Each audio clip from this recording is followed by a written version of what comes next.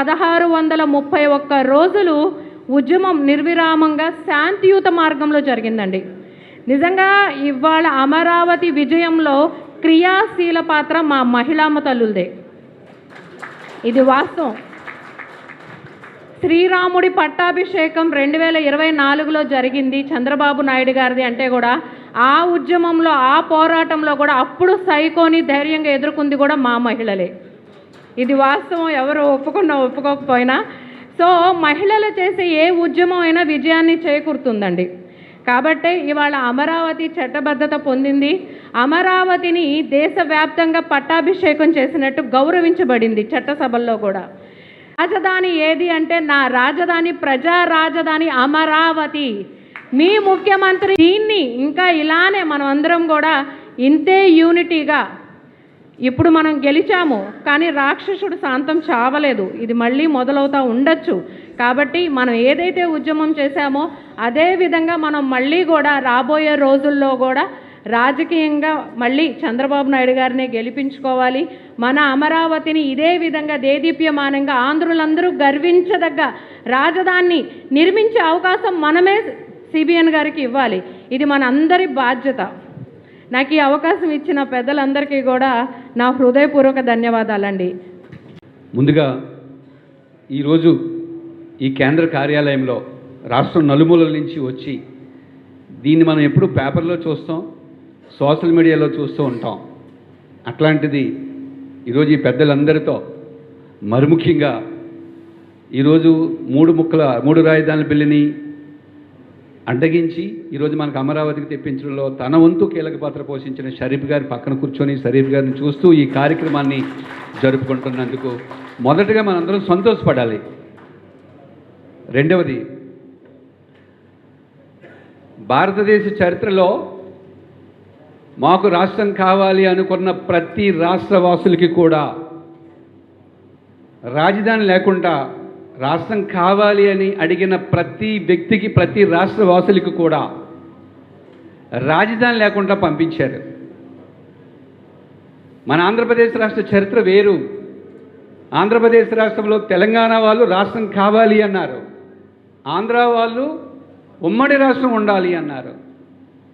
కానీ ఆనాటి ప్రభుత్వం తెలంగాణకు హైదరాబాద్ని ఇచ్చివేసి కలిసి ఉండాలి అని అన్న మన ఆంధ్రులకి అన్యాయం చేశారు. అంటే మొదటి నుంచి మనకు అన్యాయం జరుగుతూ ఉంది. ఈ నేపథ్యంలో ఆంధ్రప్రదేశ్ రాష్ట్రంలో సంక్షోభం వచ్చిన ప్రతిసారి ప్రజలు ఎవరి వైపు చూశారు, ఏ నాయకుడి వైపు చూశారంటే చంద్రబాబు నాయుడు గారి వైపే చూశారు. అందుకే 2014లో రాష్ట్ర విభజన సమయంలో మరలా రాష్ట్ర ప్రజలు ఎవరి వైపు చూశారంటే ఆ విజనున్న, ఆ సమర్థవంతుడైన బాబు గారి వైపే చూశారు. బాబు గారు 2014లో నవ్యాంధ్రప్రదేశ్కి ముఖ్యమంత్రి అయిన తరువాత రాష్ట్ర రాజధాని ఎక్కడుండాలి అని ప్రశ్నిస్తే, రాష్ట్ర రాజధాని అనేది మన ఆంధ్రప్రదేశ్లో 3 ప్రాంతాలు ఉన్నాయి. అటు రాయలసీమ, ఇటు దక్షిణాంధ్ర, అటు ఉత్తరాంధ్ర. ఈ 3 ప్రాంతాలకి సమ ప్రదేశంలో ఎప్పుడైనా రాజధాని ఉండాలి అనే ఉద్దేశంతో కొన్ని వేల సంవత్సరాలు చరిత్ర కలిగిన ఆంధ్ర శాతవాహనుల కాలం నుంచి ఉన్న అమరావతి పేరు వచ్చేలా, అమరావతి ప్రాంతానికి ప్రాశస్త్యత మరొక్కసారి పెరిగేలా ఆయన ఎంతో ఆలోచించి వ్యక్తిగత అభిప్రాయాలకు చోటు ఇవ్వకుండా అమరావతి అనే పేరుతో ఆయన అమరావతి రాజధానిని ఆయన ఒక్కరే ప్రతిపాదించడం కాదు, ఒక కమిటీని వేసి ఆ కమిటీ సూచన మేరకు అమరావతిని ప్రతిపాదించారు. ఈ అమరావతిని ప్రతిపాదించినప్పుడు నాటి ప్రతిపక్ష నాయకుడిగా ఉన్న వ్యక్తి ఎస్ అమరావతిని మేము ఆమోదిస్తున్నామని చెప్పి ఆ రోజు జగన్మోహన్ రెడ్డి గారు చెప్పారు. కానీ దురదృష్టం కొద్దీ ఆయన అధికారంలోకి వచ్చిన తర్వాత ఈ అమరావతిని 3 ముక్కలాట అని చెప్పి 3 రాజధానులు అని చెప్పి ప్రజల్లో మోసగించాడు. అంటే 2 సార్లు మాట తప్పాడు. మరలా ఈరోజు మాట తప్పి పిచ్చి పిచ్చి కారు కోతలకు వస్తున్నాడు. రాష్ట్ర ప్రజలందరూ చూస్తున్నారు. మతి భ్రమించి మాట్లాడుతున్నారా అనే విషయాన్ని విద్యావంతులు కూడా సోషల్ మీడియాలో ట్రోల్ చేస్తున్నారు. తెలుగుదేశం పార్టీ నాయకులు ట్రోల్ చేయడం పెద్ద గొప్ప ఏం కాదండి. ఎందుకంటే మన నాయకుడు మన రాజధాని అన్నట్టు కూడా మనకు ఫీలింగ్ ఉండొచ్చు. బట్ ఈరోజు తటస్థ వ్యక్తి, ఓ విద్యావంతుడు కూడా వీళ్ళకి ఏమైనా పిచ్చి పట్టిందా అని చెప్పి సోషల్ మీడియాలో ట్రోల్ చేస్తున్నారంటే ఇక వాళ్ళ గురించి ఏం మాట్లాడుతాం. ఇక చివరిగా నేను చెప్పొచ్చేది ఒకటే, ఆ రోజు 2015లో నరేంద్ర మోడీ గారు భారతదేశ వ్యాప్తంగా ఉన్న పవిత్ర నదీ జలాలన్నింటినీ తీసుకొచ్చి ఆ రోజు మనకి శంకుస్థాపన రోజు ఆ రోజు తీసుకొచ్చి ఇచ్చారు మనకి, మనందరికీ గుర్తుందే. అలాంటి అమరావతి నిర్మాణం ప్రారంభమైన తరువాత ఈ వైసీపీ ప్రభుత్వం వచ్చి దీన్ని పక్కన పెట్టి నాశనం చేసింది. 5 సంవత్సరాలు అమరావతి రైతులు, అమరావతి ప్రజలు ఎన్ని ఇబ్బందులు పడ్డారనేది మనందరికీ తెలుసు. ఇప్పుడే అశోక్ బాబు గారు కూడా చెప్పారు. అయినప్పటికీ వీటన్నిటినీ అధిగమించి ఈరోజు ఓ ప్రత్యేక అసెంబ్లీ ఆమోదించి, లోక్సభ ఆమోదించి, వెనువెంటనే రాజ్యసభ ఆమోదించి, ఇంకొక 2-3 రోజుల్లో మనకి ప్రెసిడెన్షియల్ ఆర్డర్ కూడా బయటకు వస్తే, అఫీషియల్గా గజెట్ కూడా కానీ వస్తే ఆంధ్రులందరూ గర్వపడేలా. ఎందుకంటే గత 5 సంవత్సరాల్లో ప్రతి వ్యక్తికి కూడా నీ రాజధాని ఏది అంటే ప్రతి రాష్ట్ర ప్రజలకి ఒక రాజధాని ఉండేది. దురదృష్టం కొద్దీ ఆంధ్రప్రదేశ్ రాష్ట్ర ప్రజలకి చివరికి పరీక్ష రాసుకునే విద్యార్థికి నీ రాజధాని అంటే ఏది అంటే ఆన్సర్ కూడా చెప్పలేని దుస్థితిలో ఉండేది. ఇకపై రాబోయే రోజుల్లో ఒక హైదరాబాద్లా, ఒక చెన్నైలా, ఒక బెంగళూరులా, ఒక తిరువనంతపురంలా అమరావతి అంటే సాధారణమైన పేరు కాదది. కొన్ని వేల సంవత్సరాల చరిత్ర కలిగిన అమరావతి మా రాజధానిని మనం గర్వంగా చెప్పుకోవచ్చు. అదృష్టం కొద్దీ విజనరీ నాయకుడు మన గౌరవ ముఖ్యమంత్రి గారు కాబట్టి నా అంచనా ప్రకారం ఒక 20 నుంచి 30 సంవత్సరాలలో భారతదేశం గర్వించే స్థాయికి ఈ అమరావతి రాజధాని వెళ్తుందని మరొకసారి మీకు తెలియజేస్తూ ఈ గౌరవప్రదమైన సభలో మాట్లాడడానికి నాకు అవకాశం ఇచ్చిన పెద్దలకి మరొకసారి ధన్యవాదాలు తెలియజేస్తున్నాను. థ్యాంక్ యూ అండి. ముఖ్యంగా ఆ రోజు కౌన్సిల్లో చైర్మన్ గారి సారథ్యంలో అది నేను కౌన్సిల్కి వెళ్ళినప్పుడు మొదటి రోజు అయితే నాకు పెద్ద ఏం అనిపించలేదు. కానీ తర్వాత మనం ఓడిపోయి వాళ్ళు వచ్చినప్పుడు ఒక సంవత్సరం అయిన తర్వాత చట్టసభలు ఎలా ఉంటాయని నాకు కొంచెం బాధ కూడా వేసింది. దానికి అల్టిమేట్ ఏంటంటే ఆ రోజున 3 రాజధానుల బిల్లు కౌన్సిల్కి వచ్చినప్పుడు మనం మెజారిటీ ఉన్నాం. కానీ వాళ్ళ 22 మంది మంత్రులు, వాళ్ళ ఎమ్మెల్యేలు, వాళ్ళ రాజకీయ నాయకులు విజయసాయి రెడ్డితో సహా ఆయన బాత్రూమ్కి వెళ్తే బాత్రూమ్ డోర్ దగ్గర ఉన్నాడు. నాకు వెళ్దాక దారికి అడ్డు ఆయన వెళ్ళండి రెడ్డి గారు అంటే వెళ్ళండి అన్నాడు. ఆయన్ని ఒక అడుగేసినా కూడా వాళ్ళు వెనకాల పడి ఆయన్ని మానసికంగా ఇబ్బంది పెట్టి తిట్టరాని తిట్లు తిట్టాయింది. అలా ఇబ్బంది పెట్టిన పరిస్థితుల్లో ఆయన నిలబడి నేను దీన్ని సెలెక్ట్ కమిటీకి ఇస్తున్నా అని చెప్పి ఆ రోజు ముగించబట్టి మేమందరం కూడా కొంతమంది బూతులు తిట్టారు, మమ్మల్ని కొంతమంది కొట్టారు. లోకేష్ గారిని టార్గెట్ చేయకపోతే ఆయన ప్రొటెక్ట్ చేయాల్సి వచ్చింది. ఇవన్నీ విజువల్స్ బయటికి రాలా, మొత్తం కెమెరా ఆఫ్ చేశారు.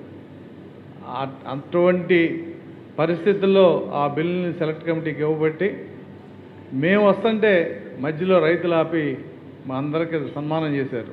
ఆయనకైతే పాలాభిషేకం కూడా చేశారు. అంటే ఈరోజు దాని విలువ మీరు అసెస్ చేయలేరు. కానీ ఆ మూమెంట్స్ మాకు టెన్షన్. ఆయన ఏం చెప్తాడు ఇంకా సెలెక్ట్ కమిటీకి ఇవ్వలేదేంటి, ఆయన ఆర్డర్ ఇవ్వలేదేంటి, ఓటింగ్ పెడతారా, ఇదంతా మాకు ప్రతి క్షణం లాస్ట్ బాల్ 4 కొట్టాలంటే క్రికెట్ మ్యాచ్ గ్రౌండ్ ఎలా ఉంటుందో అలాంటి పరిస్థితుల్లో ఆయన చెప్పడం, ఆ బిల్లు సెలెక్ట్ కమిటీకి వెళ్ళటం, ఆయన సంతకం లేకుండా ఫైల్ గవర్నర్కి వెళ్ళటం, మనం ఛాలెంజ్ చేయటం, కోర్టు కూడా మొహం వాచేటట్టు జడ్జిమెంట్ ఇవ్వటం, ఇదంతా మీకు తెలిసిన కథ. కాబట్టి చట్టసభల్లో నేనైతే అపోజిషన్లో ఉన్న ఫీలింగ్ నాకైతే ఏం లేదు.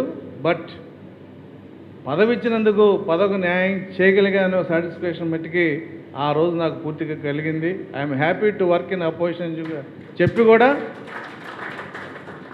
చంద్రబాబు నాయుడు గారితో నేను చెప్పాను, మా కౌన్సిల్ రద్దు చేస్తానని తీర్మానం చేశాడు. రకరకాల ప్రెషర్స్, మీరు మా పార్టీలో రండి, కౌన్సిల్ రద్దు చేయకుండా ఉంటాము, మీకు అన్ని కోట్లు ఇస్తాం, అన్ని పదవులు ఇస్తాం. ఏ ఒక్క ఎమ్మెల్సీని వదిలిపెట్టలేవాళ్ళు.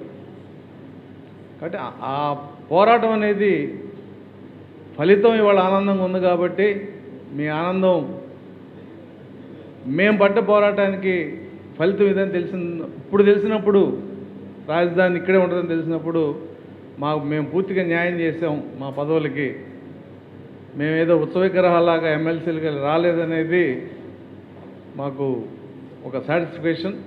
ఆ సాటిస్ఫికేషన్ను కలిగించిన ఈ పార్టీకి, ఈ నాయకత్వానికి ఇవాళ ఈ అమరావతికి చట్టబద్ధత కలిగించిన మోడీ గారికి అందరికి కూడా మనస్ఫూర్తిగా అభినందన తెలుపుతూ, మీ అందరూ కూడా ఈ మెసేజ్ని పబ్లిక్లో సాధ్యమంతా తీసుకెళ్ళమని చెప్పి కోరుకుంటూ ఈ అవకాశం ఇచ్చిన మా పిఎం రామయ్య గారికి ధన్యవాదాలు. ఎందుకంటే ఇవాళ మనం అందరం ఇంత ఆనందంగా ఉండటానికి కారణం అమరావతి తిరిగి రాజధానిగా రావటం.